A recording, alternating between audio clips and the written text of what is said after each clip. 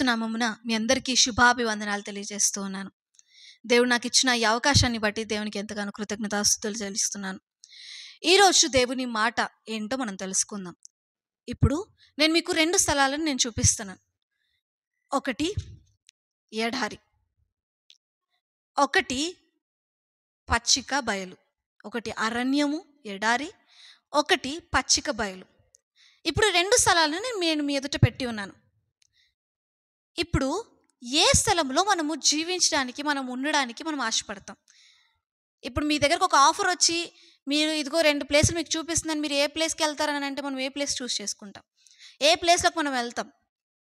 అందరూ కూడా ఏం కోరుకుంటామనంటే పచ్చిక బయలే మనం కోరుకుంటాం.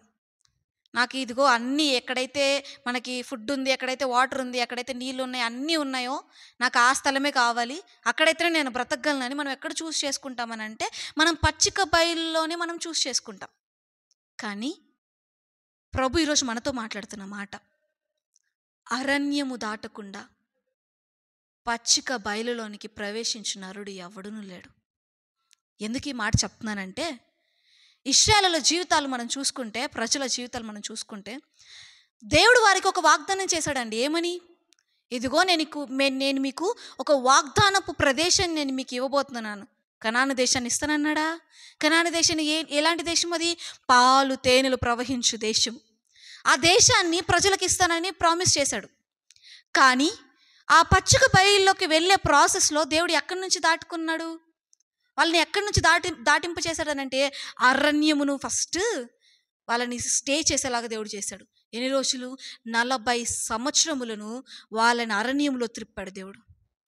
ఎందుకని?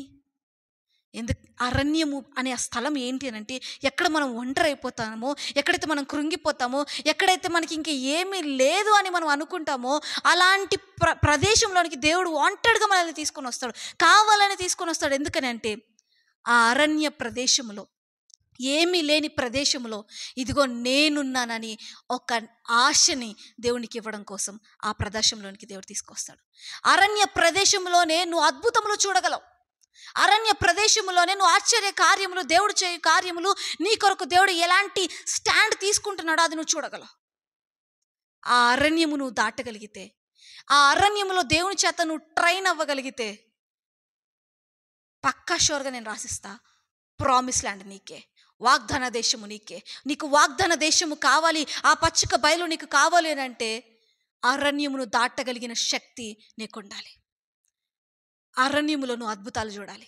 ఎప్పుడైతే నువ్వు ఒంటరిగా మిగిలిపోతావో, ఇదిగో నాకంటే ఎవరు లేరని నువ్వు మిగిలిపోతావో, ఎక్కడైతే నువ్వు ఏడుస్తున్నావో, ఎక్కడైతే నాకు ఏమీ లేదని నువ్వు అనుకుంటున్నావో, అలాంటి ప్రదేశంలో దేవుడు చేయ అద్భుత కార్యములు నువ్వు చూస్తావో, దాని తర్వాత పచ్చిక బయలు వాగ్దానము దేశము నీకే అని ప్రభు ఈరోజు మాట్లాడుతూ ఉన్నాడు.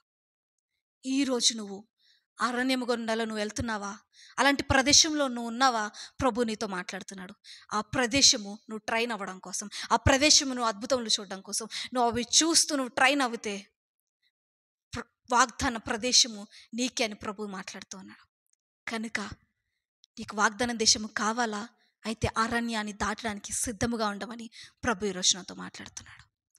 ఈరోజు మనందరితో ప్రభు మాట్లాడుతున్నాడు. కనుక అరణ్యమును దాటుటకు మనం విశ్వాసము కలిగి ధైర్యంగా అడుగు ముందేద్దాం. ఎర్ర సముద్రములను పాయలుగా చేసే దేవుడిని ఎదుట ఉన్నాడని మనం ధైర్యముగా ఉందాం. దేవుడు మనల్ని దీవించును గాక. ఆమేన్.